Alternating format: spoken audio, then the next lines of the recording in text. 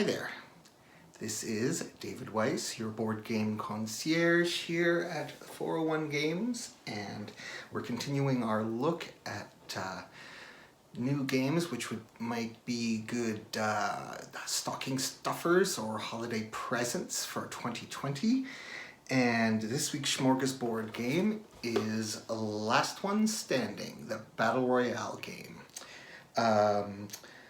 With mechanics that would be familiar to anyone who's played anything like Fortnite.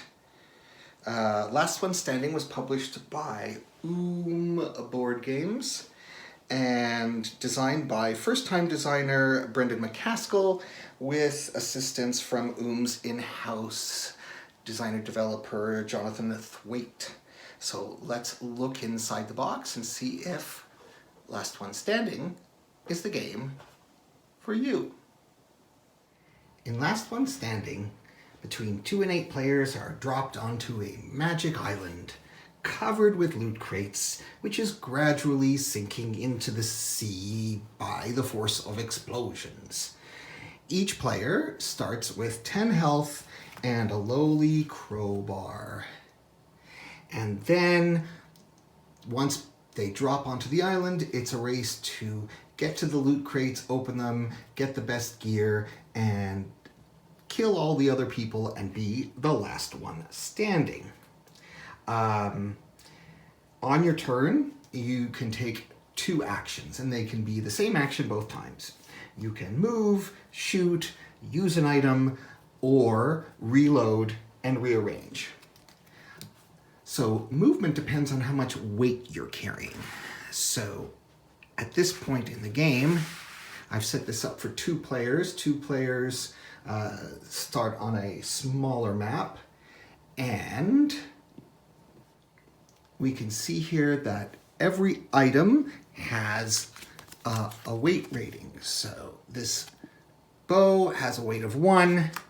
This scuba suit has a weight of 0. So Oriku has a total weight of 1, which means he can move 5 spaces a turn, whereas Ella is more like a tank with the crowbar and a shotgun and full body armor and a heavy backpack, giving her a weight of 6, which means she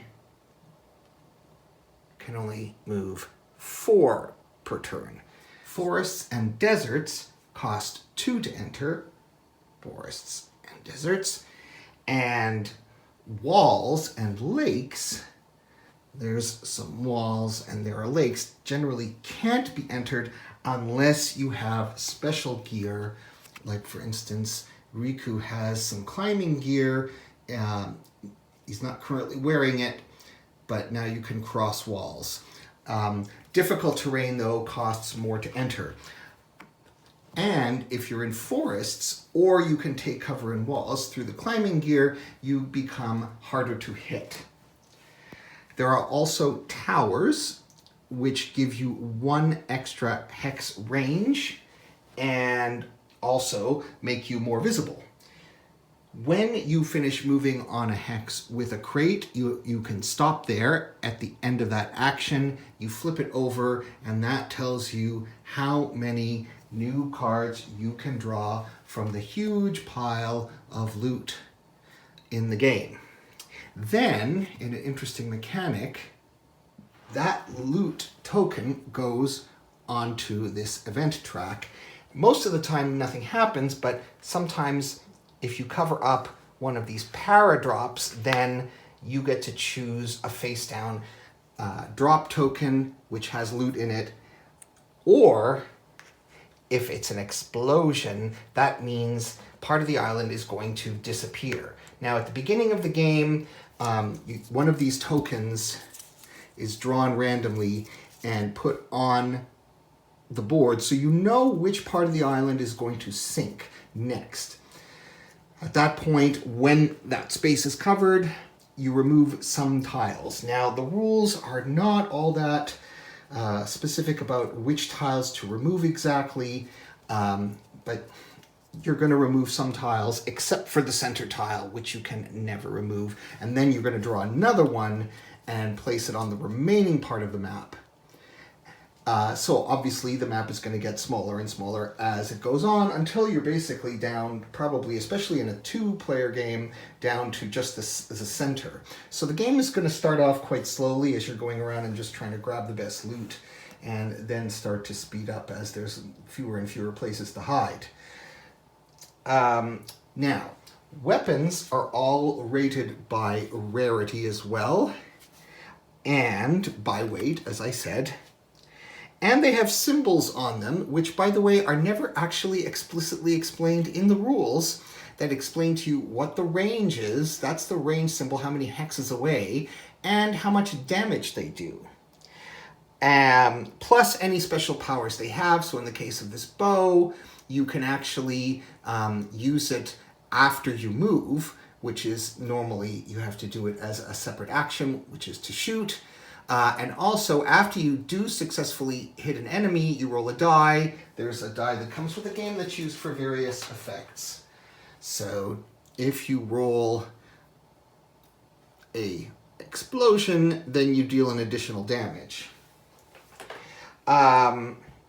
So there's also, aside from weapons, there's also armor, which provides shields that you can use. When you use them once per turn, you flip them over. The same goes for weapons. Weapons you can only use once, and then you have to reload them. Even crowbars have to be reloaded in this game. And then there are also items that are one use only, like first aid kits or smoke grenades and so on. So when you shoot, you use one of your weapons, you flip it over, and the rules go into pretty good detail about line of sight and range and so on, but they never actually explain what happens when you shoot and how damage is dealt. So I'm assuming that all damage is automatic. So if this was your weapon, you would automatically do 3 damage, minus whatever shielding your opponent might have. But it doesn't actually say. That's kind of major. Now, the last thing you can do is reload, so at that point you can flip all the cards that you flipped face down, back, face up, and also switch things in and out of your backpack, which normally can only hold 5 cards at a time, in and out. If you have an actual backpack item, you can place it in your backpack slot, and that essentially increases your hand size up to 10 cards. Weirdly enough, though, items in your backpack don't weigh anything. It's only equipped items that weigh stuff, which seems weird to me thematically, but that's what the rules say. So, all damage is automatic. When your character takes their last damage point, and if they can't heal up, they're out of the game, which means if you're playing with 8 players, you're going to be waiting around a fair bit. Now, there is a variant where essentially when you die, you spawn in again immediately, and the person who killed you gets a kill token. The kill tokens look like this, and you either play to a certain number of kills, or whoever has the most kills at the end of the game wins. I kind of recommend that variant, to be honest. There's also a team mode they call Duos mode, which adds trading. So if you're in adjacent hexes, you can trade with your team member. There's also these items, AEDs, that once per game you can revive a teammate.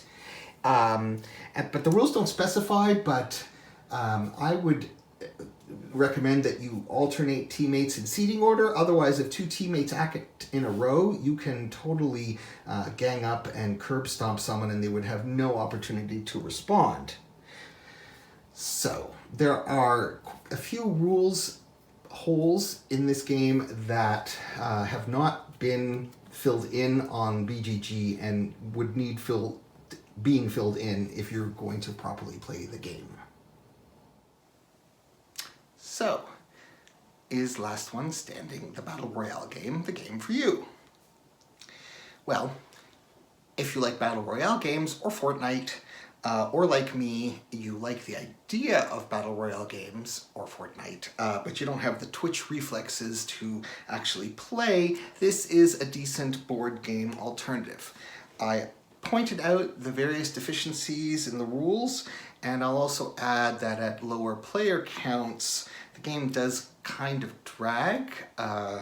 Also, while the backstories for each of the 8 characters are entertaining enough, it would have been nice if the designers had given each character a unique special power like they have in games like Overwatch and so on, which would have taken more effort to balance and so on, but I think it would have paid off.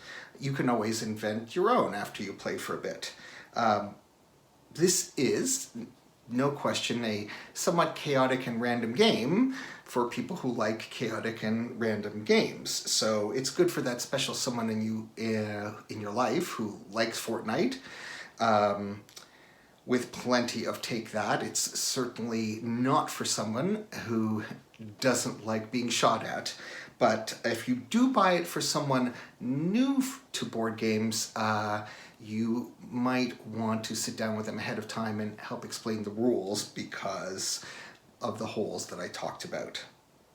So, click on the link below to order your copy of Last One Standing. This is David Weiss, your board game concierge here at 401 Games. Thanks for watching. See you next time. Ciao.